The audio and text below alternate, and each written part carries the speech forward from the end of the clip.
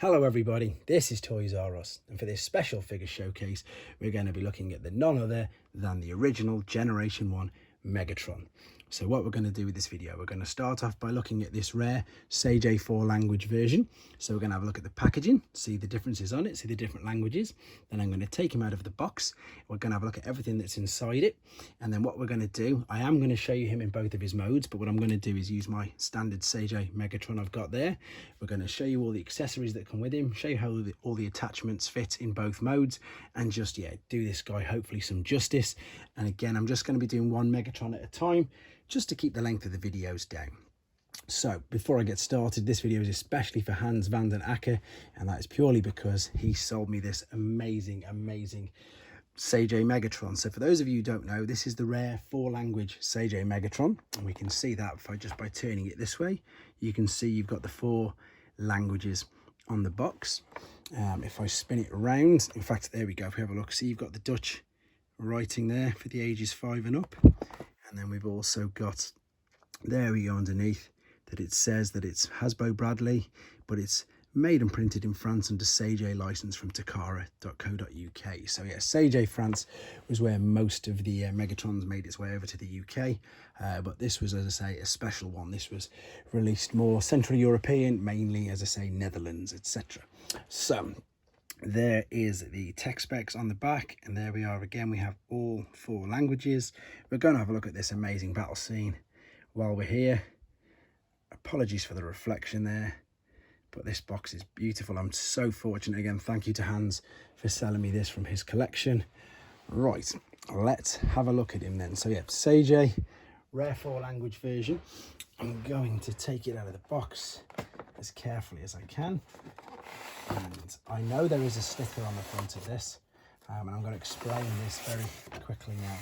So, let's keep that nice and safe. So this is how it would come if you were to get it brand new. Now, the previous owner, we understand, just literally opened the box to put that sticker on. So that is the main reason straight away why I'm not going to be transforming this one at all.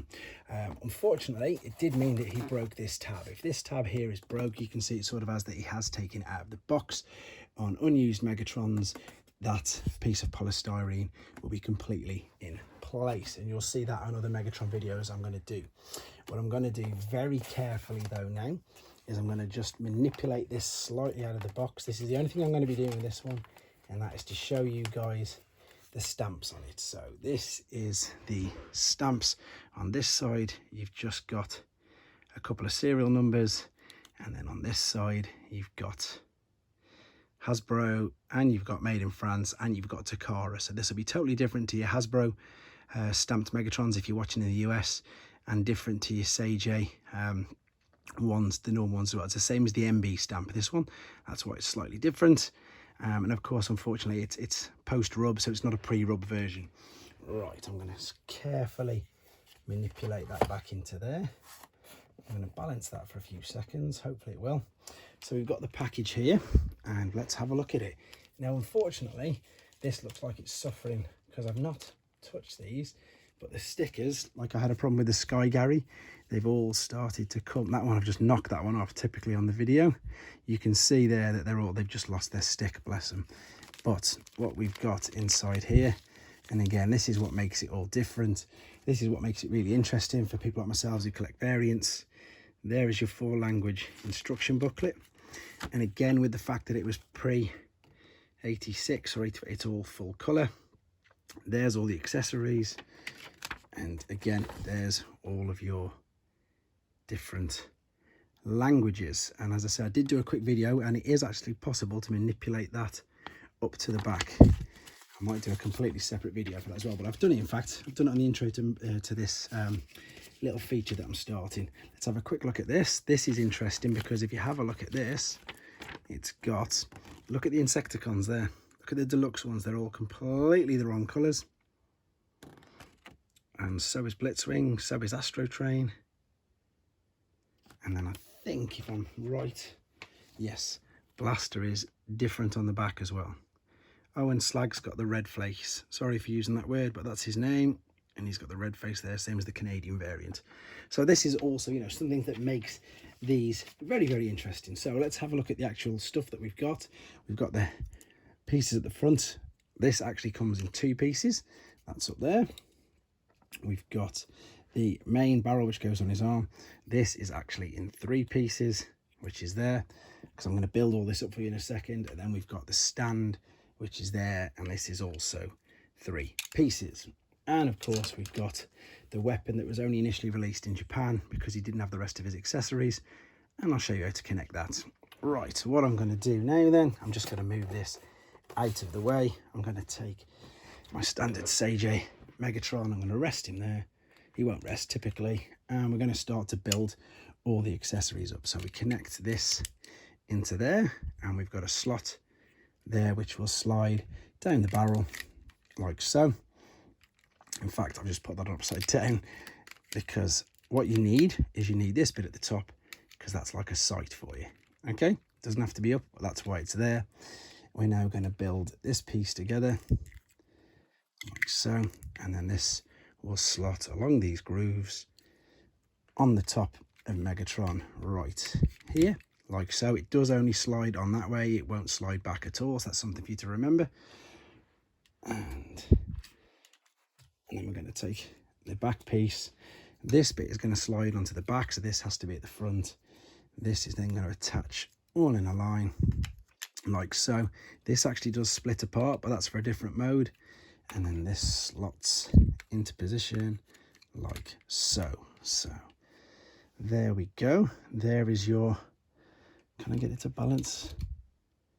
Just about, not really very well. I want to get my hand out of the way so you can see it. There we go. So that is with all the accessories on, and I'm sure you'll agree, it does look very, very good. All right, let's take all these pieces off then. I'm even going to take this off for the transformation process, and it's still going to be scary because I've got to confess I've literally just transformed him back into gun mode for this video. He's been in robot mode on my shelf for as long as I can remember, to be honest. So the way we're going to do this, let's slide his legs out nice and careful. These will fold out of the way. These bits at the bottom of his feet, so we can push very carefully, and they'll slot out like that, which you saw. I'm actually sweating. You didn't need to know that, but it's the truth. I've lifted that bit up, and then as I did say, and on the previous video just leading up to this, you can, and I'm not going to do it because it does take a bit of manipulating and it does take a bit of time, but you can manipulate this stock, because obviously the standard way would be to just turn it underneath. Oops. Turn it underneath like so and rest there, which is how I'm going to do for this video. But as you can see, it does allow you, if the arm's out the way, to turn it up like so. And that's about as far as it'll go because the arms will fit in there. So you can actually do that. I'm not going to be doing that for this video. This is all about Generation 1 original Megatron, and that's exactly what I'm going to do. So you've got this space under here, and then these are going to fit nicely. I'm going to very carefully turn the arms around and underneath, and then this will clip. Again, he says, I'm going to open it, extend the arms out as well. And let's see if I can get this to click in whilst leaning in and over the camera. Ah, there we go. Just about. Good stuff. There we go. So that's slotted into there. This should just about stand if I've pulled it out properly. There we go. Brilliant. Right. Let me turn his arms down, which is, they've gone quite high, so I can bring that down. And I'm going to be attaching, I'm going to attach now the shoulder cannon. And again, remember, you're just going to slide this on the one way, like so. And I haven't even slid out his fist yet. You can see there, you can slide out his fists. There's little tabs.